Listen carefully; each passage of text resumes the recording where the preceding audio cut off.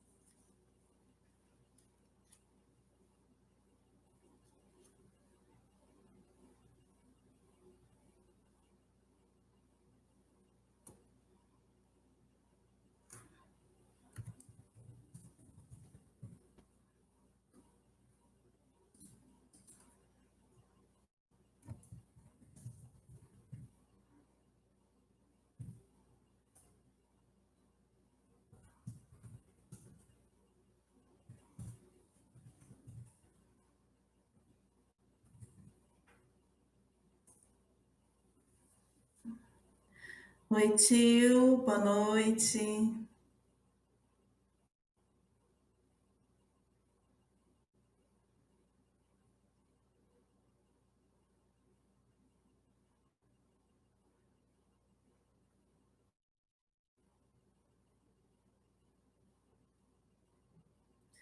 Boa noite, mãe. Boa noite, Jô. Oi, Ana Laura. Tudo bem, linda?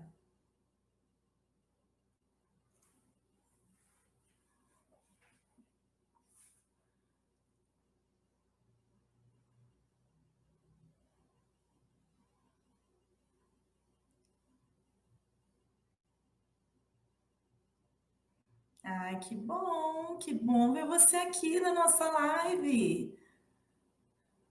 Boa noite, tio.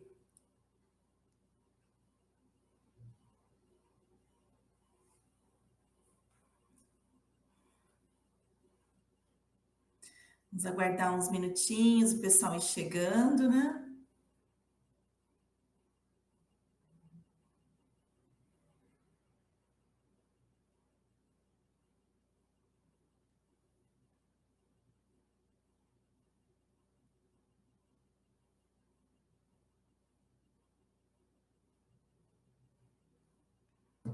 Só mais uns minutinhos a gente já começa. Oi, tio, tudo bem? A paz?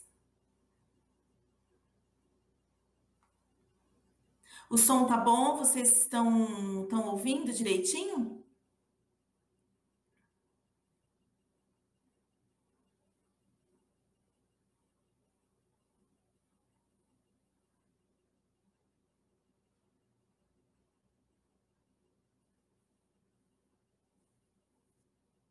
Vocês estão ouvindo bem? Ah, que bom. Então tá joia.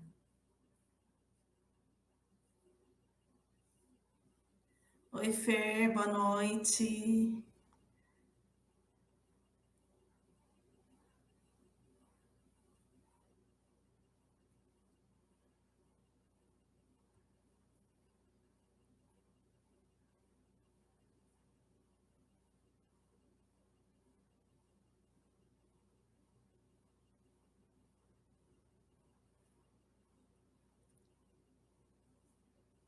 Um beijo para você também.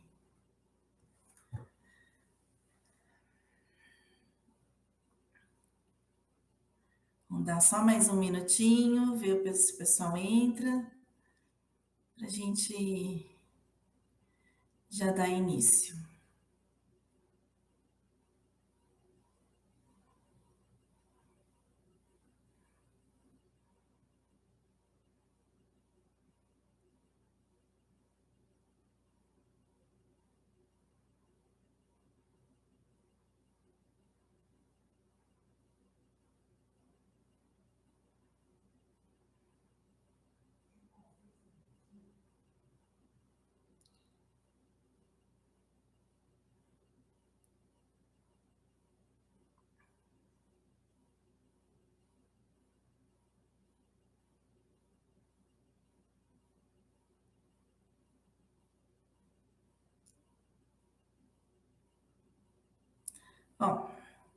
Já são 9h03, né? Vamos dar início então à nossa live de quarta-feira. É um prazer muito grande, é uma gratidão, né? A gente poder estar aqui conectado para falar um pouquinho mais sobre a palavra do Senhor, né? Vamos fazer uma oração então. Senhor Deus, somos gratos, Senhor, por podermos, Senhor, nos conectar, mesmo que à distância, Senhor, para falar um pouquinho da Sua palavra.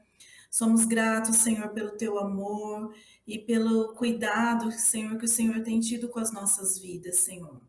Eu peço a Ti, Senhor, que essa noite seja uma noite abençoada, que o Senhor me use, Senhor, para trazer a tua palavra, Senhor, aqueles que estiverem assistindo essa live, Senhor, e os que vão assistir depois. Ó, Senhor, que o teu Espírito Santo, Senhor, venha falar aos nossos corações, Senhor, colocando, Senhor, as tuas verdades, Senhor, no nosso coração e na nossa mente, Senhor. Te agradecemos pelo teu amor, por tudo aquilo que o Senhor tem feito por nós, Pai. Em nome de Jesus. Amém. Amém. Bom, no sábado, o Celso falou um pouquinho sobre identidade e sobre chamado. De fato, né, o tio Marco até brincou que o Celso gosta de falar de legado e de chamado, e a gente gosta mesmo, né? Eu acho que não tem muito a ver com a nossa história, tudo que a gente viveu, e a gente entendeu que Deus, ele transforma as nossas vidas a partir do novo nascimento. Então é algo que a gente que queima no nosso coração mesmo. Então hoje eu quero aprofundar um pouquinho o que foi falado no sábado.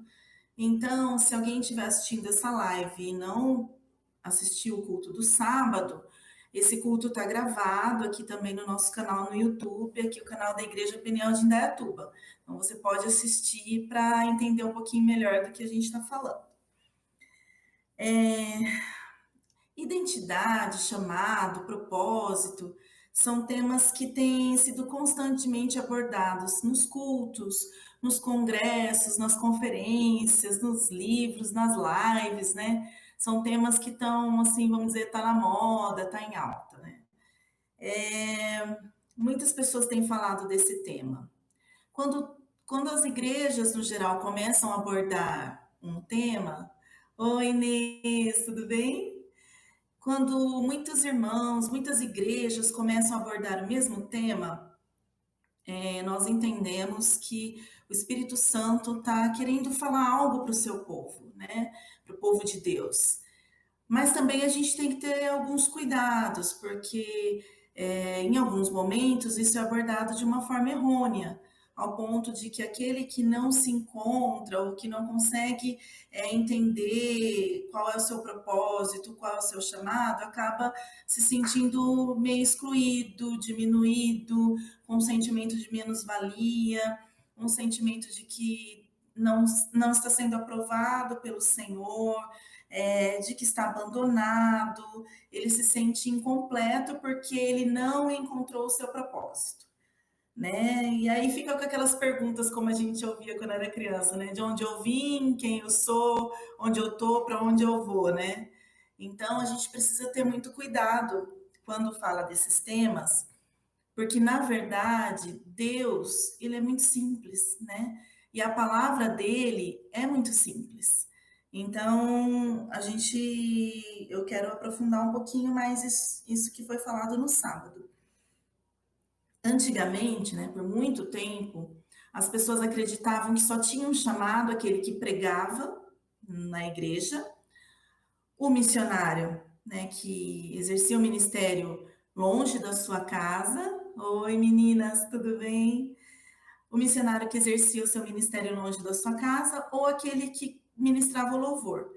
Então, ou você pregava, ou você cantava, ou você, como diz a Thalita Pereira, acionava o modo planta no culto. Então, você agia como se fosse uma planta, parada, quieta, como se você não tivesse uma função, né? Graças a Deus, esses conceitos caíram por terra, né? Hoje nós sabemos, né, isso tem sido constantemente falado, que todos nós temos um chamado, né? Inegavelmente, gente, o nosso primeiro chamado é de ser filho, né? Lá em João 1,12 fala que a todos quanto receberam, deu-lhes o poder de serem feitos filhos de Deus. Então, esse é o nosso primeiro chamado. Em 1 João 3,1 diz: Vede, que grande amor nos tem concedido o Pai, a ponto de sermos chamados filhos de Deus. E, de fato, somos filhos de Deus. Por essa razão, o mundo não nos conhece, porquanto não o conheceu a Ele mesmo. Então, às vezes, o mundo nos vê de uma forma estranha, porque também via Jesus de uma forma estranha. Então, nós somos filhos. Se somos filhos, fazemos parte desta família, onde Cristo é o sumo sacerdote e é rei para sempre. E através do seu sacrifício, ele nos comprou homens de toda tribo, língua, povo e nação, para nos constituir reino e sacerdotes, como diz em Apocalipse 5, 9 e 10, que foi o texto que o Celso citou no sábado. Assim, então, irmãos, como foi falado no sábado, nosso chamado é de sermos sacerdotes do Deus Altíssimo. Vamos abrir nossas Bíblias em 1 Pedro 2,9. 1 Pedro 2,9. Se você não quiser abrir, anota para depois você dar uma lidinha, tá? Então, 1 Pedro 2,9 diz: Vocês, porém, são geração eleita, sacerdócio real, nação santa, povo exclusivo de Deus, para anunciar as grandezas daquele que os chamou das trevas para a sua maravilhosa luz. Então, nós somos a geração eleita, somos nação santa. Santo não significa ser perfeito, né? Não significa não ter pecado. Santo significa ser separado por Deus para uma obra. E aí eu gosto muito de uma frase que a pastora Thalita diz, que santo não é aquele que nunca se suja, mas é aquele que sempre se lava. Então nós somos escolhidos para ser nação santa. E somos escolhidos para ser sacerdotes. Nesse texto de 1 Pedro, ele faz referência ao texto de Êxodo 19,6, quando Deus faz uma aliança com o povo de Israel, dizendo que eles seriam propriedade exclusiva de Deus, um reino de sacerdotes, onde não teria um sacerdote, seria todos sacerdotes, né? Um reino de sacerdotes. Um povo escolhido, separado por Deus. Mas Israel rejeitou essa aliança, né? E aí, através do sacrifício de Jesus, essa aliança então se estende a todos nós, a todos os povos. E é isso que está dizendo em 1 Pedro 2,9. Então, hoje não é só o povo de Israel que é a nação santa, povo exclusivo, propriedade exclusiva de Deus, né? Somos todos nós que cremos em Jesus, que nascemos de novo. E o que seria então? Tá bom, entendi. Meu chamado é ser sacerdote do Deus Altíssimo. Mas então o que é ser sacerdote, né? Se a gente for olhar para o Velho Testamento, qual que era a função do sacerdote? Ele oferecia os sacrifícios, ele apresentava o povo a Deus e Deus ao povo. E isso não mudou, né? Essa é a nossa missão ainda enquanto sacerdotes.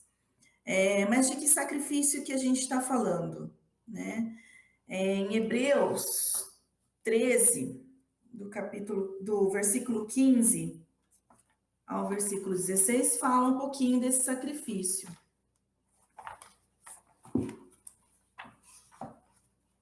Hebreus 13, 15 e 16, fala: Por meio de Jesus, portanto, ofereçamos continuamente a Deus um sacrifício de louvor, que é fruto de lábios que confessam o seu nome. Não se esqueçam de fazer o bem e de repartir com os outros o que vocês têm, pois de tais sacrifícios Deus se agrada. Então, o que Deus espera de nós? Que a gente confesse o nome de Jesus. E que a gente não se esqueça de fazer o bem, de repartir aquilo que nós temos com as outras pessoas, porque esse sacrifício Deus se agrada. Então, é desse sacrifício que nós estamos falando, porque hoje, como Jesus já pagou o preço por nós, a gente não precisa sacrificar, né? A Bíblia fala que sem derramamento de sangue não há perdão para os pecados. Mas hoje a gente não precisa fazer esse sacrifício de derramamento de sangue, que Jesus já fez por nós.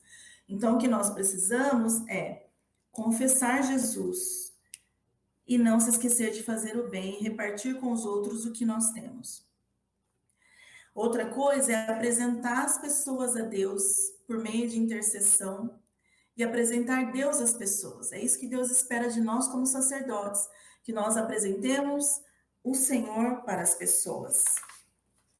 E de que forma nós podemos fazer isso? Né? Sendo sal e luz, né? Mateus 5. Hoje a gente vai dar uma passeada aí na Bíblia. Mateus 5, do versículo 13 ao versículo 16, ele diz: Vocês são o sal da terra, mas se o sal perder o seu sabor, como restaurá-lo? Não servirá para nada, exceto para ser jogado fora e pisado pelos homens. Vocês são a luz do mundo. Não se pode esconder uma cidade construída sobre um monte. E também ninguém acende uma candeia e a coloca debaixo de uma vasilha. Ao contrário, coloca-a no lugar apropriado e assim ilumina todos os que estão na casa. Assim, brilhe a luz de vocês diante dos homens, para que vejam as suas boas obras e glorifiquem ao Pai de vocês que está nos céus. Então, como sacerdotes do Senhor, nós precisamos ser sal e luz. No original, o sal, ele não está dizendo do tempero, do condimento, mas sim do seu poder de preservação, né? O poder de preservação que o sal tem do alimento, né? Então, se hoje a gente falar porque os valores estão se deteriorando, o conceito de família está deteriorando, o amor está acabando, é porque talvez, irmãos, esteja faltando sal para preservar esses valores, para preservar essas coisas que Deus se agrada. Se as pessoas estão perdidas nas trevas, é porque está faltando luz. Aquela luz do farol que o Roberto usou outro dia como exemplo, né? Para guiar as pessoas para o caminho correto. Então, essa é a nossa função, irmãos, de ser sal e luz. Agora, por que nós não conseguimos cumprir o nosso chamado? O que nos impede? O que muitas vezes nos impede de ser sal e luz, de exercer o nosso sacerdócio de forma tão simples como coloca a Bíblia? Não é nada complexo, é simples. Por que a gente não consegue isso? Tem um ciclo que ele é chamado de um ciclo que determina a vida. Mas antes de falar do ciclo, eu vou relembrar vocês, porque eu tenho certeza que todos vocês já sabem de cor. Provérbios 23:7 diz: Porque como imagina em sua alma, assim ele é. Tenho certeza que muitos de vocês já ouviram muito isso, né? As mães costumam falar isso pra gente, e isso é muito difundido no meio evangélico, né? Assim como o homem se imagina, assim ele é. Assim como imagina em sua alma, assim ele é. Quando a Bíblia fala de alma, está falando de mente. Então, do jeito que você imagina na sua mente, assim você é. E o que vai dizer esse ciclo? Esse ciclo é estudado no meio cristão, baseado em vários estudos, né? Tem um cunho até, inclusive, científico, que fala que é o ciclo que determina a vida. Então, primeiro eu penso, eu tenho um pensamento. Aí eu tenho um sentimento, esse pensamento me gera um sentimento. Esse sentimento me leva a ter uma ação. E a ação produz um resultado. E aí se torna um ciclo. Eu vi um moço uma vez citando um exemplo de uma situação até bem triste. Um pai está na piscina e ele olha para a filha tem 7 anos mais ou menos, que está na beira da piscina, e ele fica chamando ela para pular. Pula, pula, e faz sinal, chama com a mão, pula que o papai vai pegar. Aí a menina pula. E aí, no momento que ela pula, ele se afasta e deixa ela se debater um pouco. Depois ele salva.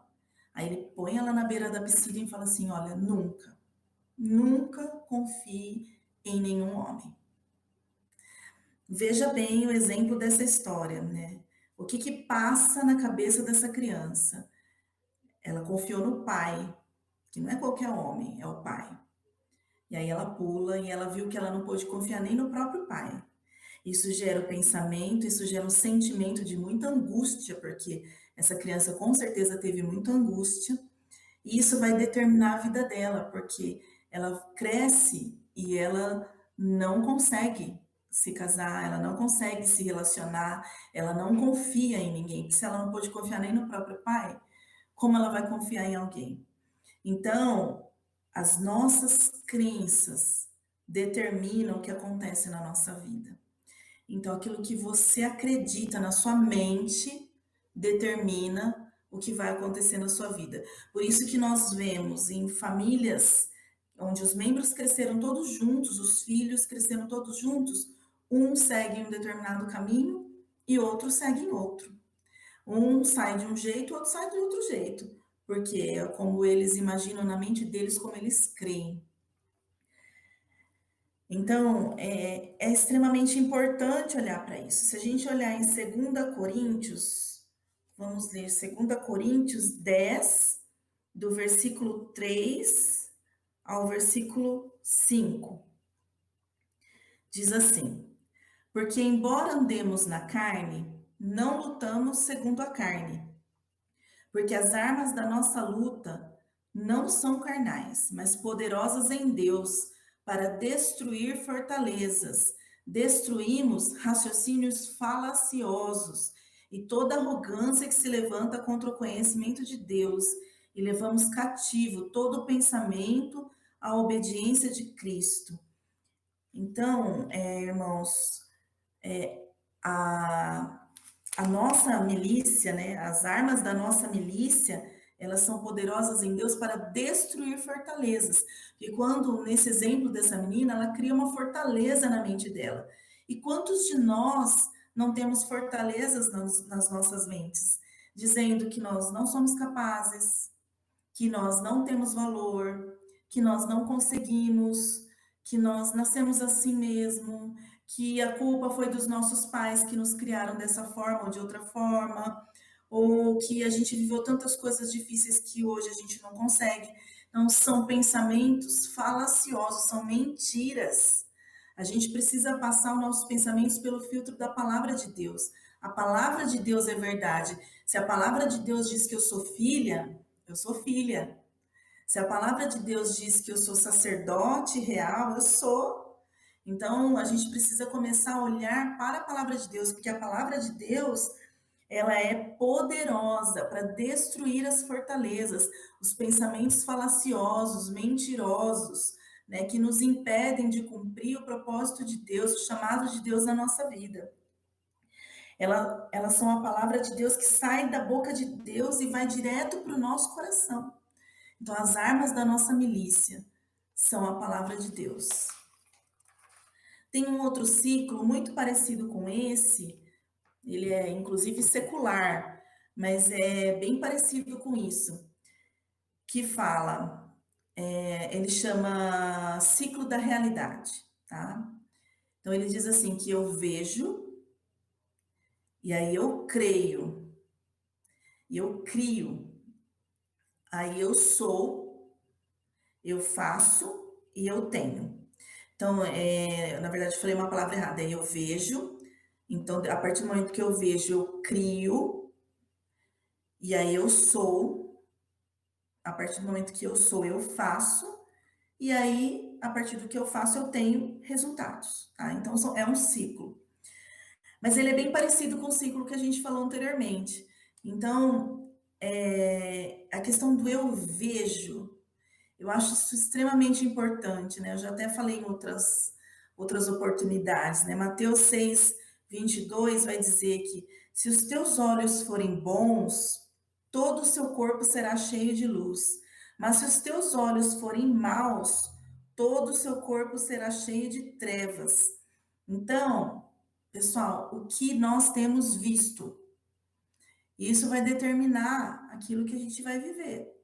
Então, o que nós temos visto? Se eu vejo a palavra de Deus, se eu observo a palavra de Deus, eu creio e eu crio aquilo que está na palavra de Deus. E aí eu me torno, então, filho, eu me torno nação santa, eu me torno sacerdote real. Eu vou dizer que eu sou filho. E a partir disso, eu faço. O que eu faço? Eu faço aquilo que meu pai faz, né? A gente já aprendeu lá no sábado, né, no culto do sábado, que identidade significa idem. Então, é aquilo que com o qual eu pareço, né? Na verdade, a minha identidade diz respeito àquilo que, ou a quem eu pareço. Então, se eu sou filho de Deus, eu faço aquilo que o meu pai faz. Eu não vou mais fazer aquilo que o meu pai carnal fazia. Porque meu pai carnal, com certeza, tinha defeitos, era humano, tinha pecados, mas eu nasci de novo, então eu tenho uma nova identidade. Eu sou filha de Deus. Então, o que que eu faço? Eu faço aquilo que o meu pai faz. E se eu faço o que meu pai faz, eu sou luz, eu sou sal. Então, se torna esse ciclo, que eles chamam de ciclo da realidade, ele se torna um ciclo virtuoso, né? Se a gente for olhar pelo prisma da palavra de Deus, ele se torna um ciclo virtuoso. Temos que ter cuidado com aquilo que nós vemos, né? Com aquilo que nós ouvimos. Vamos voltar os nossos olhos para a palavra de Deus, fazer nossos pensamentos cativos à obediência de Cristo, né? A gente pode ler, tem dois textos que eu queria ler, um está em Romanos, bem conhecido também, alguns já devem com certeza saber de cor, 12, Romanos 12, versículo 1 e 2, diz: Portanto, irmãos, rogo-lhes pelas misericórdias de Deus que se ofereçam em sacrifício vivo, santo e agradável a Deus, e este é o culto racional de vocês. Não se amoldem ao padrão deste mundo, mas transformem-se pela renovação da sua mente, para que sejam capazes de experimentar e comprovar a boa, agradável e perfeita vontade de Deus. A vontade de Deus é boa, a vontade de Deus é agradável. E aí eu só experimento essa vontade de Deus a partir do momento que eu transformo a minha mente. A minha mente não pode estar baseada em padrões do mundo, em mensagens do mundo, né? Em aquilo que o mundo acredita. Nós somos seres sobrenaturais, nós temos que crer na palavra de Deus, naquilo que o Senhor nos diz. O outro texto, quando a gente fala de pensamentos, né? Filipenses, capítulo 4, versículo 8 diz: Finalmente, irmãos, tudo que for verdadeiro, tudo que for nobre, tudo que for correto, tudo que for puro, tudo que for amável, tudo que for de boa fama, se houver algo de excelente ou digno de louvor, pensem nestas coisas. Então, irmãos, o que nós temos pensado, né? Isso determina, né? A gente já aprendeu, vou repetir o ciclo para vocês não esquecerem. Nosso pensamento gera sentimento. Inclusive, a neurociência vai dizer que se você pensar numa situação de muito estresse, por exemplo, num acidente, na perda de um ente querido, você tem o sentimento, é como se isso tivesse acontecendo. Se você pensa isso na sua mente, é como se isso estivesse acontecendo. E o seu organismo produz substâncias químicas como se de fato você estivesse vivendo aquilo. Então é muito sério. Então eu penso, isso gera um sentimento, o sentimento gera uma ação e tem um resultado. Então, irmãos, vamos pensar o que é verdadeiro, o que é nobre, o que é correto, o que é puro, o que é amável, o que é de boa fama. Se tem um louvor, né? Se é excelente, é nessas coisas que nós precisamos pensar. É na palavra de Deus que nós precisamos voltar os nossos olhos. A pergunta, então, que eu faço para vocês é: quem é você? Quem você está ouvindo? O que você está ouvindo? O que você está vendo? O que os seus olhos estão vendo? A palavra de Deus? Ou você está se atendo às falácias, às mentiras, às vozes que você não deveria estar ouvindo? Você é um sacerdote do Deus Altíssimo. Como sacerdote, você precisa ser sal e luz nessa terra. Você precisa apresentar Jesus para as pessoas. E você precisa apresentar as pessoas a Deus. Então vamos abandonar as falácias, abandonar os pensamentos pecaminosos, abandonar o vício das notícias, porque essas coisas não trazem luz para o nosso corpo, né? Se os nossos olhos forem bons, nosso corpo será cheio de luz. Então nós precisamos nos ater a isso. Vamos orar? Vamos orar? Senhor Deus, obrigado, Senhor, pela tua palavra. Queremos, Senhor, que os nossos pensamentos estejam cativos à obediência de Cristo, Senhor. Queremos que os nossos pensamentos se voltem para o Senhor, que eles sejam cheios, Senhor, da tua palavra, de tudo aquilo que é bom, Senhor, de tudo aquilo que agrada a ti, Senhor. Destrói, Senhor, as fortalezas, Senhor, da nossa mente, Senhor, que nos impedem, Senhor, de viver, Senhor, o chamado, Senhor, para o qual o Senhor nos chamou, Senhor. Que possamos, Senhor, crer, Senhor, de fato, Senhor, que somos filhos e como filhos, Senhor, somos herdeiros com Cristo, Senhor. Ó, Senhor, nós clamamos a Ti. Eu clamo por cada irmão, Senhor, que está assistindo, Senhor, essa live.